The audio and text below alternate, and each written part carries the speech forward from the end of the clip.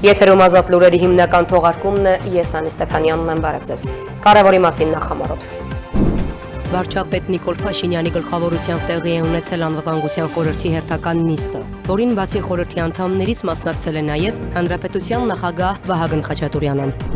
Հայաստանը շարունակում է ինտենսիվ աշխատանքները Ադրբեջանում պահվող քաղաքացիների վերադարձը ապահովելու համար։ Այս մասին ազգային ժողովում լրագրողների հետ զրույցում հայտարարել է խորհրդարանի նախագահ Ալեն Սիմոնյանը, ընդգծելով, որ գերիների վերադարձը մնում է պետության առաջնային խնդիրներից։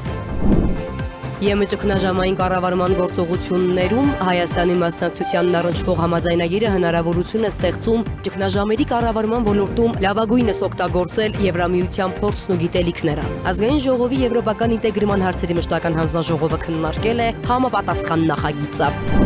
Հակակոռուպցիոն կոմիտեում քննվող քրեական վարույթի շրջանակներում ձերբակալվել է Հայաստանի ֆիզիկական կուլտուրայի և սպորտի պետական ինստիտուտի ամբիոնի վարիչը կաշառք ստանալու մեղադրանքով։ Եվս 2 անձ ձերբակալվել է կաշառք ստանալուն օժանդակելու և կաշառք տալու մեղադրանքներով։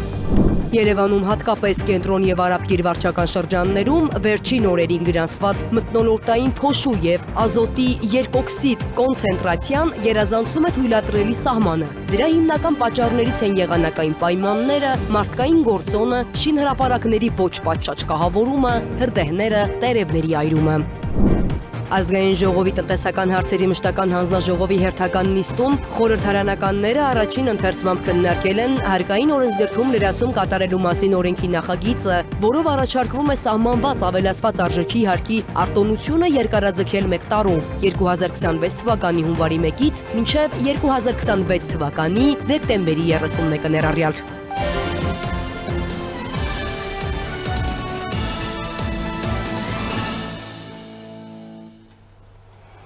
Վարչապետ Նիկոլ Փաշինյանի գլխավորությամբ տեղի է ունեցել անվտանգության խորհրդի հերթական նիստը, որին բացի խորհրդի անդամներից մասնակցել է նաև Հանրապետության նախագահ Վահագն Խաչատուրյանը։ Նիստի ընթացքում քննարկվել են անվտանգության խորհրդի լիազորությունների շրջանակը ընդգրկող ընթացիկ օրակարգային և ռազմավարական բնույթի հարցեր։ Ռուսաստանը հույս ունի ավելացնել Ադրբեջանի տարածքով Հայաստան-Բեռների մատակարարումները, հայտարարել է ռուսական երկաթուղիների գործադիր տնօրեն Օլեգ Վելոզերովը Բաքվում ԱՊՀ երկաթուղային տրանսպորտի խորհրդի նիստում։ Շնորհակալություն հայտնելով Ադրբեջանի նախագահին դեպի Հայաստան տարանցման արգելքը վերացնելու համար ռուս պաշտոնյան հույս է հայտնել, թե այդ երթուղին ապագայում էլ ավելի կզարգանա։ Հայաստանը շարունակում է ինտենսիվ աշխատանքները Ադրբեջանում պահվող քաղաքացիների վերադարձը ապահովելու համար։ Այս մասին ազգային ժողովում լրագրողների հետ զրույցում հայտարարել է խորհրդարանի նախագահ Ալեն Սիմոնյանը, ընդգծելով, որ գերիների վերադարձը մնում է պետության առաջնային խնդիրներից։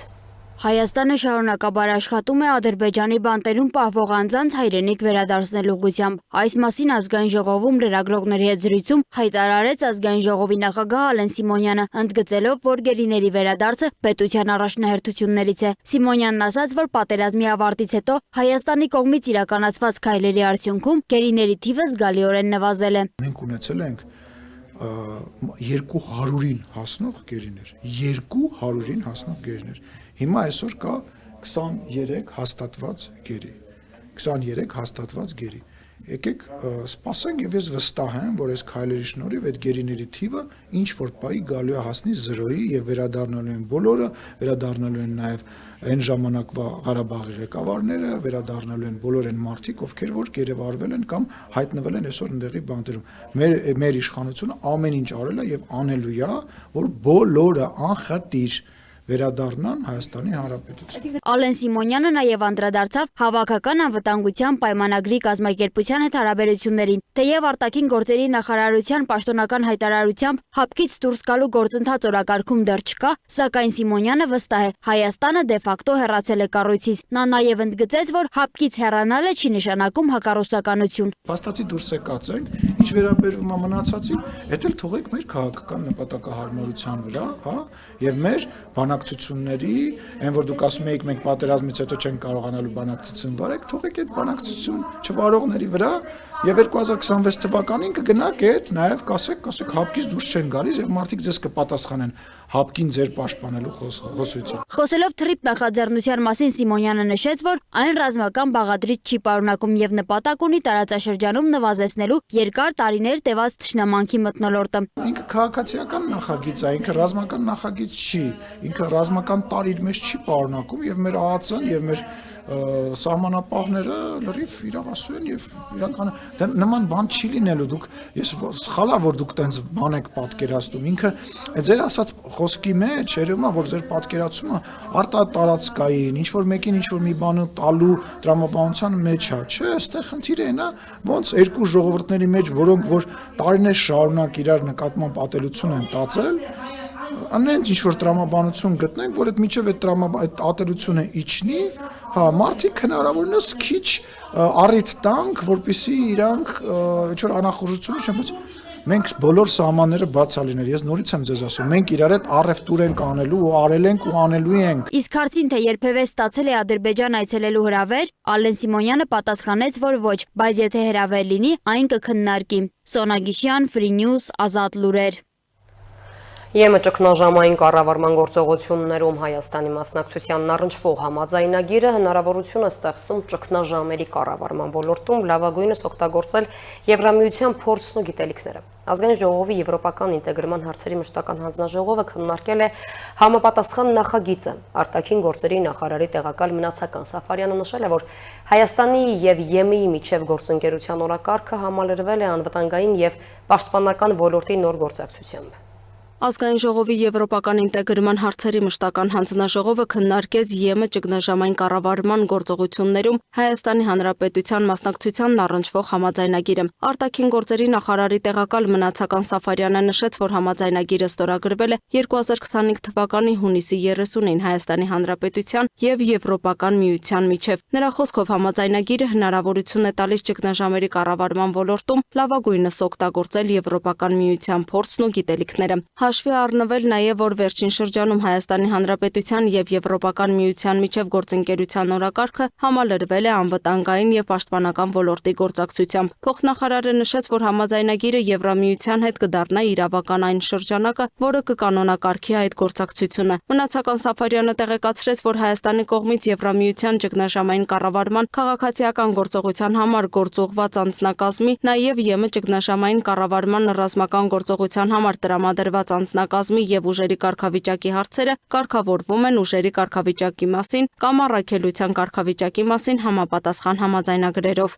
Եվրոպական միության ընդհանուր եւ անվտանգության եւ պաշտպանության քաղաքականությունը հնարավորություն է տալիս ԵՄ-ին իրականացնել քաղաքացիական, ռազմական, հակաճգնաժամային գործողություններ, խաղաղապահ ջանքեր, խորացնել պաշտպանական համագործակցությունը անդամ պետությունների միջև հիմնական բաղադրիչներն են քաղաքացիական առաքելություններ, ոստիկանության վերապատրաստում, սահմանային աջակցություն, իրավական եւ կառավարման բարեփոխումների խթանում, ռազմական գործողությունների մեջ մտնում են խաղաղապահություն, կայունացման եւ հակաճգնաժամային գործողություններ տարբեր տարածաշրջաններում, խորացված պաշտպանական համագործակցություն ԵՄ ներսում, Եվրոպական պաշտպանական ֆոնդը, որը պաշտպանական նորարարության եւ համատեղ նախագծերի ֆինանսավորումն է, ԵՄ արագ արձագանքման զորախմբերը, արագ կիրառման համար պատրաստ ռազմական ուժերը։ Ըստ զեկուցողի համաձայնագրի կնքումը դիտարկվում է նաև որպես Հայաստանի վարած արտաքին քաղաքականությանը համահունչ գործնական քայլ Հայաստան-Եվրամիություն գործակցության խորացման եւ չափանիշների ներդրման տեսանկյունից։ Փոխնախարարը հավելեց, որ այս տարվա հունիսի 30-ին Հայաստանը ստացել է ծանուցում համաձայնագրի ուժի մեջ մտնելու համար անհրաժեշտ ներպետական ընթացակարգերի ավարտի վերաբերյալ։ Հայաստանի կողմից գործողված անձնակազմը կատարում է իր պարտականությունները եւ դրսեւորում է բացառապես ԵՄ ճգնաժամային կառավարման ռազմական գործողության շահերին համապատասխանող վարքագիծ,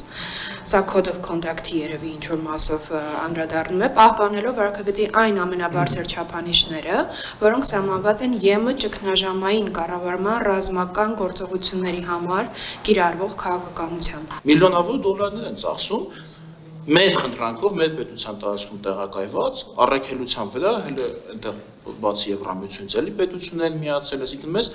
մեր նեղ, այսպես ասած, օրին իրանք հասել են, մեզ աջակցել են։ Հարց հնչեց օրենքի նախագծի հրատապ համարելու վերաբերյալ հանձնաժողովի նախագահ Արման Եղոյանը պարզաբանեց, որ դեկտեմբերի 2-ին Բրյուսելում տեղի է ունենալու Հայաստան-Եվրամիություն գործընկերության խորհրդի նիստը։ Եվրամիության եւ Հայաստանի գործադիր մարմինների գործընկերները խնդրել են, եթե հնարավոր է, համաձայնագիրը քննարկել եւ համապատասխան որոշում կայացնել մինչեւ այդ նիստը։ Հանձնաժողովը դրական եզրակացություն տվեց օրենքի նախագծին։ Լուսինե Գրիգորյան, Free News, Ազատ լուրեր։ Հակակոռուպցիոն կոմիտեում քննվող քրեական վարույթի շրջանակներում ձերբակալվել է Հայաստանի ֆիզիկական կուլտուրայի և սպորտի պետական ինստիտուտի ամբիոնի վարիչը կաշառք ստանալու մեղադրանքով։ Եվս 2 անձ ձերբակալվել է կաշառք ստանալուն օժանդակելու և կաշառք տալու մեղադրանքներով։ Նրանց նկատմամբ կալանքը որպես խափանման միջոց կիրառելու միջնորդություններ են ներկայացվել դատարան, որոնք բավարարվել են։ Այլ թեմաների անդրադառնանք, այսօր արտակարգ դեպք է տեղի ունեցել Տավուշի մարզում։ Ժամը 14-ի սահմաններում Իջևան նոյեմբերյան ավտոճանապարհի Կրիվոյ կոչվող վայրում գործող ԺԲԿ-ի տարածքում պայթյուն է տեղի ունեցել, կան վիրավորներ։ Դեպքի վայր է ժամանել 1 մարտական հաշվարկ։ Նշված վայրից 2 հոգի տեղափոխվել է Իջևան բժշկական կենտրոն։ Ըստ նախնական վարկածի տարածքում աղբ է այրվել, ինչի հետևանքով էլ պայթյուն է տեղի ունեցել։ Երևանում հատկապես կենտրոն և Արաբկիր վարչակալ շրջաններում վերջին օրերին գրանցված մթնոլորտային փոշու և ազոտի երկօքսիդի կոնցենտրացիան գերազանցում է թույլատրելի սահմանը։ Դրա հիմնական պատճառներից են եղանակային պայմանները, մարդկային գործոնը, շինհրապարակների ոչ պատշաճ կահավորումը, հրդեհները, տերևների այրումը։ Երևանում օդի աղտոտվածությունը մինչև 4 անգամ գերազանցում է նորման։ Պատկան մարմինները դա պայմանավորում են թե եղանակով, թե մարդկային գործոնով։ Հիդրոթերապևտաբանության եւ մոնիթորինգի կենտրոն ՊՕԱԿ-ի ղեկավարի տեղակալ Գայանե Շահնազարյանը ներկայացրեց վերջին օրերի չափումները։ Նրա խոսքով նոյեմբերի 17-ից 25-ը Երևանի կենտրոն վարչական շրջանում մթնոլորտային օդում փոշու կոնցենտրացիան գերազանցել է սահմանային թույլատրելի նորման 1.4-ից 4 անգամ։ Ամենաբարձր ցուցանիշները գրանցվել են նոյեմբերի 21-ին և 25-ին, նորմայից 3.5-ից 4 անգամ բարձր։ Արաբկիրում նույն ժամանակահատվածում փոշին գերազանցել է նորման 1.1-ից 1.6 անգամ, Շենգավիթում նոյեմբերի 25-ին 1.2 անգամ, իսկ Նորնորքում սահմանային թույլատրելի գերազանցում չի արձանագրվել։ Վերջին օրերին անտիցիկլոնի կենտրոնի Արկայությամբ օդի տուրբուլենտականությունը արածյան գոգավորությունում դադարել է, իսկ դա իր հերթին հանգեցրել է օդի տեղաշարժի կանգնման եւ օդի աղտոտվածության կուտակման, ինչն էլ նաեւ նպաստել է այս իմ կողմից նշված թվերի բարձրացմանը եւ նաեւ առաջիկայում, քանի որ չի ակնկալվում օդի մթնոլորտային հոսանքների տեղաշարժ, առաջիկայում եւս կպահպանվի այս դիտված պատկերը միջև հետագա օդային հոսանքների տեղաշարժի փոփոխությունը։ Երևանի քաղաքապետարանի բնապահպանության վարչության պետ Սիրարփի Հայկազյանն անդրադառնալով երևույթին նշել է, որ խնդիրը նոր չէ, բայց այս օրերին քաղաքացիների համար դարձել է առավել տեսանելի եւ զգալի։ Նա հիշեցրեց, որ մառախուղ փոշային շերտը Երևանի համար, հատկապես ուշ աշնանը եւ ձմռանը, նոր երևույթ չէ։ Պատմականորեն դեռ խորհրդային Հայաստանում հետևանքները դրա եղել են, որ արդյունաբերություն է եղել, դրան հաջորդել է էներգետիկ ճգնաժամը, երբ որ հատվել են բազմաթիվ ծառեր եւ ջեռուցման համար է օգտագործվել եւ փայտանյութը եւ այլ նյութերով են ջեռուցել բնակավայրերը եւ հետո բնականon արդեն Երևանը աճել է, զարգացել է եւ ուրեմն ունենք շինարարություններ, աճող ընդլայնվող քաղաք, այսինքն հետևանքը, արդյունքը նույնն է, այս սմոգը, այս փոշու շերտը, որը կարող են տեսնել մեր քաղաքացիները, այն առկա է տևական ժամանակ, ձմռան ամիսներին եւ այսինքն պատճառահետևանքային կապերն են ուղղակի տարբեր եղել։ Հայկազյանի խոսքով քաղաքապետարանն այս պահին ունի 170 տվիչ, որոնք տեղադրված են շինհրապարակներում։ Դրանք նախատեսված են ոչ թե ֆոնային աղտոտվածությունը չափելու, այլ շինարարական հարթակների ընթացիկ վերահսկման համար, բայց դրանց միջոցով անուղղակիորեն նաև վերլուծվում են ընդհանուր միտումները։ Հայկազյանը մատնանշեց, որ տեղեկատվության մատչելիության եւ ոչ միշտ մասնագիտական չափումների հրապարակման պատճառով հաճախ ձևավորվում է կեղծ ստագնապ։ Խոսելով օդի աղտոտվածության պատճառների մասին, Հայկազյանը նշեց. Դրանք կլինեն թե մեքենաների աճող թիվը, թե հանքերի տեղակայումը, որը օրինակ քաղաքապետարանը վերջի տարիներին խիստ սահմանափակել է եւ նոր հանքարդյունաբերության թույլտվություններ շմագի շրջանակում, որը իրականացնում է քաղաքապետարանը, մենք չենք թույլատրել, լինի շինարարություն, այսինքն բոլոր գործոնները այստեղ տեղ ունեն։ Ներքին գործերի նախարարության փրկարար ծառայության փրկարար ուժերի վարչության պետի տեղակալ գնդապետ Բագրատ Վարդազարյանը նշեց, որ այս տարի Հայաստանի ամբողջ տարածքում հունվարի 1-ից նոյեմբերի 25-ը գրանցվել է 9253 քրդե, որոնցից 5545-ը բուսածածկ տարածքներում։ Դա գրեթե 3 անգամ ավելի է, քան նախորդ տարվա համադրելի ցուցանիշը։ Երևանում գրանցվել է 809 հրդեհ։ Անշուշտ հրդեհները ազդում են օդի աղտոտվածության վրա։ Բոլորս էլ գիտենք, որ հրդեհներից առաջանում է տարբեր տեսակի գազեր, ինչը աղտոտվածության որակի մասին արդեն կարելի է խոսել։ Հրդեհների պատճառը բազմաթիվ են, ես դա փրկարարության ոլորտը չի ինչ հետևանքներից առաջացել։ Հիմնականում ես կկապեի անշուշտ մարդկային գործոնով պայմանավորված եւ երկարատև չոր եղանակով պայմանավորված։ Բնապահպանության եւ ընդերքի տեսչական մարմնի ջրի եւ մթնոլորտի վերահսկողության բաժնի պետ Մեսրոպ Ավագյանն էլ հիշեցրեց, որ տերևների եւ այլ օրգանական զանգվածի այրումը օրենքով արգելված է։ Մթնոլորտային օդի պահպանության մասին օրենքով արգելված է տերևների այրման դեպք հայտնաբերելու դեպքում տեսչական մարմինը կիրառում է պատասխանատվության միջոցներ, ֆիզիկական անձանց նկատմամբ 50,000, իսկ իրավաբանական անձանց նկատմամբ 200,000 դրամի չափով։ Ավագյանը հիշեցրեց նաև ահազանգերի համար գործող 119 թեժ գծի մասին, որը հասանելի է 24/7 ռեժիմով։ Հիվանդությունների վերահսկման եւ կանխարգելման ազգային կենտրոնի շրջակա միջավայրի հիգիենայի բաժնի պետ Ռուբեն Գրիգորյանը շեշտեց, որ օդի բարձր աղտոտվածությունը առողջության տեսանկյունից ռիսկային գործոն է, բայց չի կարելի կոնկրետ հիվանդություններ կապել միայն մեկ պատճառի հետ։ Ըստ նրա հիվանդությունների առաջացման պատճառները տարբեր են։ Ասուլիսի վերջում Սիրարփի Հայկազյանն անդրադարձավ նաև աղբավայրերի խնդրին, նշելով, որ քաղաքապետարանը մինչև տարեվերջ նախատեսում է մրցույթ հայտարարել աղբի վերամշակման կամ այրման կայանի ներդրման համար։ Նա հիշեցրեց, որ տարբեր մարզերում, այդ թվում Վայոց ձորում, գրանցվող աղբավայրերի հրդեհները եւս լուրջ վտանգ են ներկայացնում օդի որակի եւ ջրային ռեսուրսների համար։ Ուստի թափոնների կառավարման բարելավումը դարձել է Երևանի եւ ամբողջ երկրի օրակարգային ուղղություններից մեկը։ Սոնա Գիշյան, Free News, Ազատ լուրեր։ Ազգային ժողովի տնտեսական հարցերի մշտական հանձնաժողովի հերթական նիստում խորհրդարանականները առաջին ընթերցմամբ քննարկել են հարկային օրենսգրքում լրացում կատարելու մասին օրենքի նախագիծը, որով առաջարկվում է սահմանված ավելացված արժեքի հարկի արտոնությունը երկարաձգել 1 տարով 2026 թվականի հունվարի 1-ից մինչև 2026 թվականի դեկտեմբերի 31-ը ներառյալ։ Մեկ այլ նախագծերի փաթեթով էլ առաջարկվում է էլեկտրոնային եղանակով գործարքների կնքում, որով հիպոթեքի բազմակողմ պայմանագրի կնքման գործընթացը կդառնա առավել դյուրին։ Գնահատման գործունեության մասին օրենքում փոփոխությունների վերաբերյալ նախագծով առաջարկվող կարգավորումները հնարավորություն կտան Հայաստանի Հանրապետությանը ներգրավել միջազգային գնահատման շուկայում եւ ստեղծել այնպիսի համակարգ, որն ապահովում է բարձր որակի, վստահելի եւ ներդրումներին նպաստող ծառայությունների մատուցում։ Նախագիծը տնտեսական հարցերի մշտական հանձնաժողովում ներկայացրեց կադաստրի կոմիտեի ղեկավարի տեղակալ Նանե Ղազարյանը։ Ըստ նրա առաջարկվող փոփոխություններով սահմանվում են նոր հասկացություններ, որոնք անհրաժեշտ են իրավական հստակություն ապահովելու համար։ Քննարկման առարկա դարձնել, որ գործի կանխարգելման հանձնաժողովը եւս կա ինտեգրատիվ գործելություն ապահովի, ես հիմա չեմ կարող իրական պատասխանել այն հարցին, արդյոք իրենց համակարգը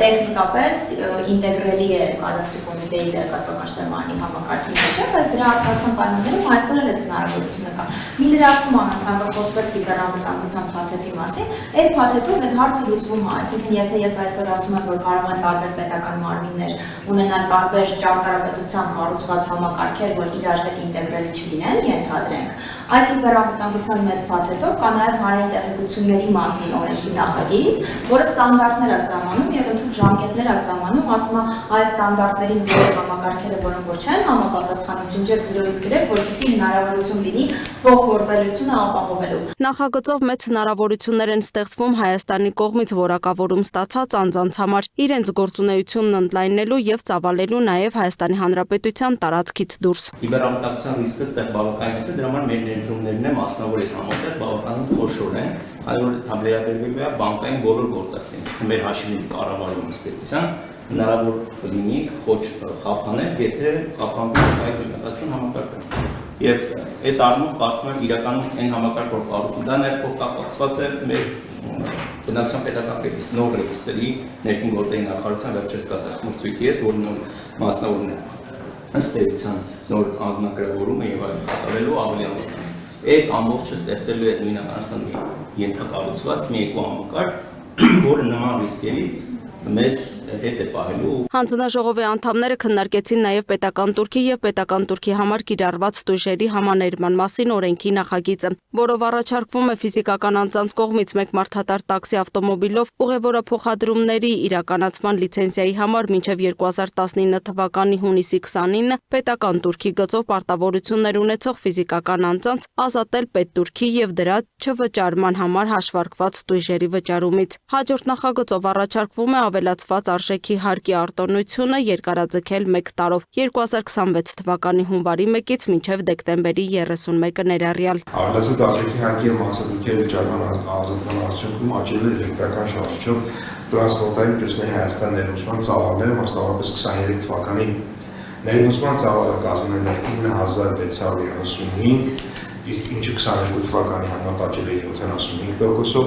24 թվականի ներմուծման ծավալը կազմել է 11733, ինչը 23 թվականի համեմատ աճել է 22%-ով, եւ համաձայն անվանշանք, որ 19 թվականի համեմատ ներմուծման աճը 24 թվականին կազմել է շուրջ 17.6 անգամ։ Միաժամանակ հարկ է նշել, որ տարեսկզբից մինչև սույն թվականի նոյեմբերի 19-ը Պեկից կողմից ներկայացված տեղեկատվության համաձայն Հայաստանի Հանրապետություն արդեն իսկ ներմուծվել է էլեկտրական շարժիչով 7 ավտոբուս,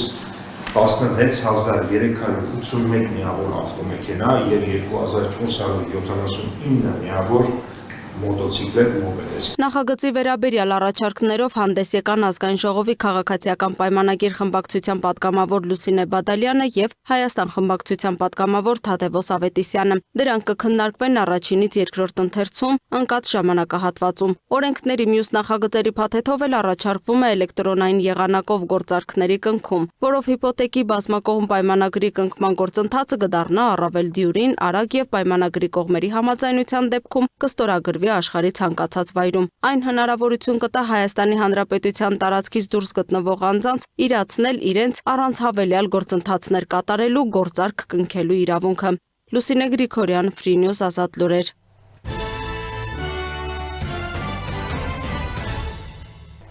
Շարունակում ենք թողարկումը Հոնկոնգում վերջին 17 տարվա ընթացքում ամենաուժգին հրդեհն է բռնկվել, որը կլանել է Վանֆուքքորդ բնակելի համալիրի 4 շենք։ Հրդեհի հետևանքով նախնական տվյալներով 13 մարդ է զոհվել, այդ թվում 1 հրշեջ, վիրավորվել է առնվազն 9 մարդ։ Փրկարարներին հաջողվել է մարդկանց տարհանել 2 շենքերից, մոտ 2 տասնյակ մարդկանց ճակատագիրը դեռևս մնում է անհայտ։ Նրանց թվում կան տարեցներ եւ երեխաներ։ Ընդհանուր առմամբ նշված բնակելի համալիրներում կան 9 բարձրահարկ շենքեր, որոնցում գրեթե 2000 բնակարան կա։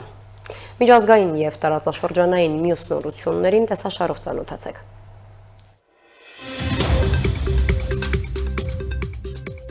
Ամերիկայի Միացյալ Նահանգների նախագահ Դոնալդ Թրամփը հայտարարել է, որ Վաշինգտոնը շատ մոտ է Ուկրաինայի եւ Ռուսաստանի միջև շարունակվող պատերազմի դադարեցմանը։ Նրա խոսքով բանակցություններն առաջ են շարժվում եւ խաղաղ պայմանագրի կնքումը իրական նպատակ է։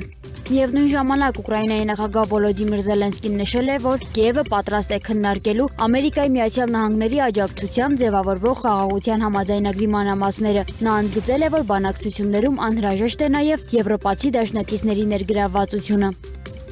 Ստամբուլում Թուրքիայի նախագահ Ռեջեփ Թայիպ Էրդողանը հայտարարել է, որ Մոսկվայի եւ Կիևի միջև ուղիղ բանակցությունները կարող են կայանալ Ստամբուլում։ Ինչպես փոխանցում են թուրքական գործակալությունները, Անկարան շարունակում է խորհրդակցությունները երկու կողմերի հետ խաղաղ գործընթացին նպաստելու նպատակով։ Թուրքիայի հաղորդակցության տնօրեն Բուրհանեթին Դուրանի խոսքով նախագահ Էրդողանը տեսակապով միացել է Ուկրաինայի հարցով կամավորների կոալիցիայի օնլայն նիստին եւ վստահեցրել, որ Թուրքիան կշարունակի դիվանագիտական ջանքերը խթանելու Ռուսաստանի եւ Ուկրաինայի միջև ուղիղ շփումները։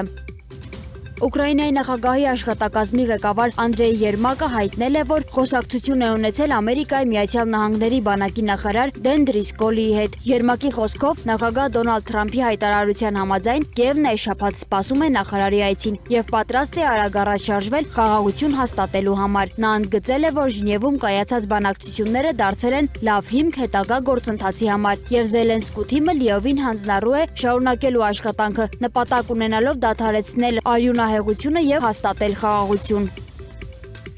Սիրիայի կառավարական ուժերը Լաթաքիայում կրակ են բացել երկու հակադիր ցույցերի մասնակիցների ուղղությամբ։ Իշխանության ներկայացմամբ այդ քայլն արվել է այն պահին, երբ քաղաքի կենտրոնում բախումներ են սկսվել Ալավի փոքրամասնության եւ Սուննի քաղաքացիների միջև։ Ալավիները դուրս էին եկել պահանջելով պատժել իրենց դեմ վերջին հարձակումների մեղավորներին, սակայն հենց իրենք էլ դարձել են հարձակման թիրախ։ Reuters-ը հայտնում է, որ ականատեսների խոսքով առնվազն 1 մարդ է զոհվել։ Մինչդեռ նահանգային իշխանությունը պնդում է, որ զինված ուժերը կրակել են օդ, ոչ թե ցուցարարների վրա։ Սերբիայի հյուսիսում Նովի Սադ քաղաքում գտնվող երկրի միակ նավթամշակման գործարանը դադարեցրել է աշխատանքը։ Այս մասին հայտնում է Reuters-ը հղում անելով տեղական աղբյուրներին։ Գործարանը շահագործում է սերբական Nis էներգետիկ ընկերության կողմից, որի բաժնետոմսերի 55%-ը պատկանում է ռուսական Գազպրոմի դուստր կազմակերպություններին։ Աղբյուրի տեղեկացմամբ Ռուսաստանի էներգետիկ ոլորտի նկատմամբ Ամերիկայի Միացյալ Նահանգների սահմանած պատժամիջոցները խոչընդոտել են ընկերության բնականon գործունեությունը։ Վերջին օրերին մի շարք բանկեր դադարեցրել են Նիսի փոխանցումները, իսկ գործարանը լիովին անջատվել է նաև Խորվաթիայի տարածքով անցնող խողովակաշարից։ Սերբիայի նախագահ Ալեքսանդր Վուչիչը հաստատել է խնդիրը, սակայն հերքել է գործարանի ամբողջական կանգնեցման մասին տեղեկությունները, նշելով, որ այն շարունակում է աշխատել նվազագույն հզորությամբ։ Հայաստանի ազգային ֆիլարմոնիկ նվագախումբը 100 տարեկան է։ Հոբելյանական տարվա արդիվ բարերար Կարեն Վարդանյանը նվագան խմբին նվիրել է գերմանական, շվեյցարական, ֆրանսիական, անգլիական հայտնի ընկերությունների կողմից արտադրված 17 հատ երաժշտական նոր գործիք։ Սա հնարավորություն կտա մի քանի տասնամյա պատմություն ունեցող հնամաշ գործիքները փոխարինել նորերով եւ բարձրորակ երաժշտական գործիքների շնորհիվ ստանալ պրոֆեսիոնալ հնչողություն։ Եվրոպական վերջին սերնդի արտադրության 17 երաժշտական գործիքի ձեռքբերման համար բարերար Կարեն Վարդանյանը տրամադրել է 129 միլիոն դրամ։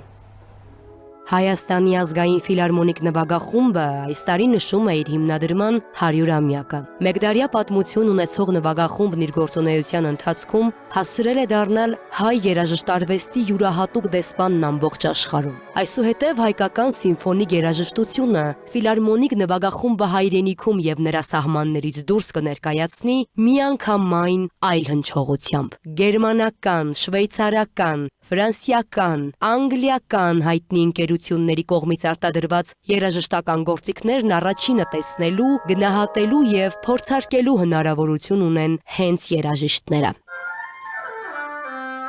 Նվագախմբի Տուբահարը նման գործիք ունենալու մասին երազել է 20 տարուց ավելի։ Վերջապես երաժիշտը երազանքը ձեռքում բռնելու հնարավորություն ունի։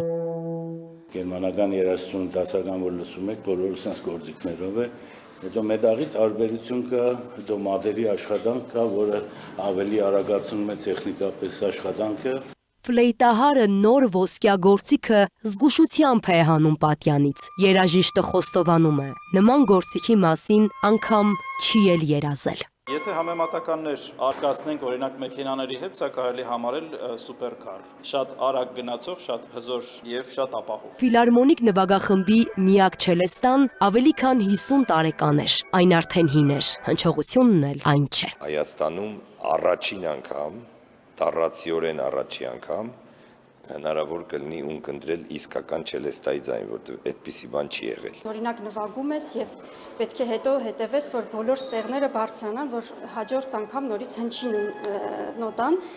իսկ այստեղ արդեն լրիվ նոր է գործիքը, շատ փափուկ լավ հնչողություն ունի։ Բրանեն ֆլեյտա, պիկոլո համիգ, չելեստա շիդմայեր, ֆագոտ, վիոլա դա գամբա, միրաֆոն հագեն տուբա, Գոնգ Զիլջյան, 3 հոբոյ մարիգո, 6 կլարնետ, բուֆե կրամպոն։ Ֆիլարմոնիկ նվագախումբը համալրվեց վերջին սերնդի 17 երաժշտական նոր գործիքներով, որոնք նվագախումբը չուներ կամ ունեցածը բավականին հին էր։ Նվիրատուն Կարեն Վարդանյանն է։ Բարերարն այցելել է Արամ Խաչատրյան համերգասրահ ֆիլարմոնիկ նվագախմբի երաժիշտների հետ հանդիպելու, նվիրաբերած երաժշտական նոր գործիքների հնարավորություններին ծանոթանալու համար։ Հիմա մենք մեծ քանակությամբ ընտիր գործիքներ ստացանք եւ այնպիսի ֆլեյտա, որ նույնիսկ երազել հնարավոր չէր, շատ ուրախ եմ, դեռ չեմ հավատում, սա շատ կարևոր է եւ սա անպայման Հայաստանի ազգային ֆիլարմոնիկ նվագախումբը երևս մի աստիճան կբարձրացնի իր կատարողական մակարդակով։ Հետո արդեն Էդուարդ Թոփչյանը հյուրերին ուղեկցում է դահլիճ։ Երաժշտական գործիքների հնչողությունը դահլիճից փորձի ժամանակ ունկնդրելու համար։ Շատ ուրախ ենք եւ գնահատում ենք, որ Կարեն Վարդանյանը Հայաստանի ազգային ֆիլարմոնիկ նվագախմբի 100-ամյակի առիթով մեզ անակնկալ եւ անսպասելի նման արժեքավոր նվեր մատուցեց։ Երաժիշտները փաստում են, սա նվագախմբի 100-ամյակի ամենամեծ նվերն է։ Այն կնպաստի, որ երաժիշտները աշխարհահռչակ ֆիլարմոնիկ նվագախմբերի կողքին լավագույն եվրոպական բեմերի վրա կանգնեն ոչ միայն իրենց կատարողական վարպետությամբ, այլև բարձրորակ երաժշտական գործիքների պրոֆեսիոնալ հնչողությամբ։ Եվրոպական արտադրության 17 երաժշտական գործիքի ձեռքբերման համար բարերար Կարեն Վարդանյանը տրամադրել է 129 միլիոն դրամ։ Եվ վերջում հենց նոր ինձ տեղեկություն հաղորդեցին, որ Տավուշի մարզում հրդեհաշիժման աշխատանքների իրականացման ընթացքում տեղի ունեցել դժբախտ պատահար Լոռու մարզային փրկարարական վարչության Վանաձորի թիվ 2 հրշեջ փրկարարական ջոկատի ծառայողական մեքենան ենթարկվել է վթարի ծառայողական պարտականությունները կատարելու ժամանակ զոհվել է հրշեջ փրկարար ՓԾ սերժանտ Տարոն Սիմոնյանը։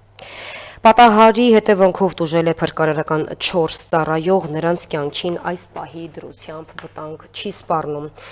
Իսկ թողարկումից անմիջապես հետո ազատ զրույցի տաղավարում Արթուր Կիրակոսյանը կզրուցի քաղաքագետ Լիլիթ Դալաքյանի հետ։ Ժամի համար այսքանը, թողարկման ավարտին ծանոթացեք եղանակային կանխատեսումներին, կհանդիպենք։